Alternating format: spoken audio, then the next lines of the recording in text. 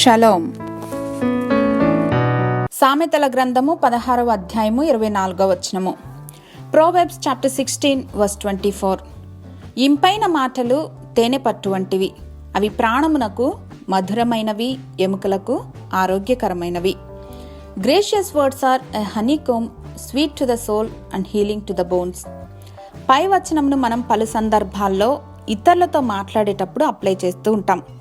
మరి మన గురించి మనం మాట్లాడుకునేటప్పుడు, ఆలోచించేటప్పుడు ఎప్పుడైనా ఈ రీతిగా ఆలోచించామా? అప్పుడప్పుడు ఐఎమ్ స్టూపిడ్ అని, కొన్ని సందర్భాల్లో మన పిక్స్ చూసుకుని ఇందులో అందంగా లేనని, నాట్ గుడ్ అని అనుకుంటూ ఉంటాం కదూ.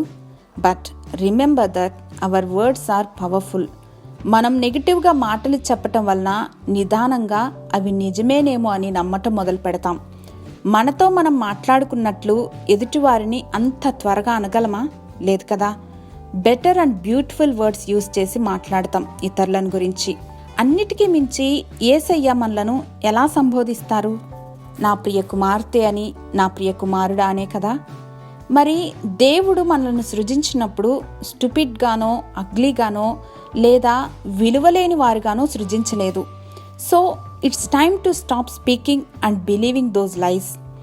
మనం దేవుని దృష్టికి బహుప్రియమైన వారమని అద్దంలో మనలను చూసుకున్నప్పుడల్లా చెప్పుకుందాం, మా దేవా, మా తండ్రి, మేము మీకు విలువైన వారమని జ్ఞాపకం చేసినందుకు వందనాలు తండ్రి. మా ప్రాణమును తెప్పరిల్ల చేయుచున్నటువంటి మీ మాటలు నిరంతరం మా మదిలో దాచుకునే కృపను గ్రహించమని యేసు నామంలో ప్రార్థించి పొందుకొని మా ప్రియ పరలోకపు తండ్రి.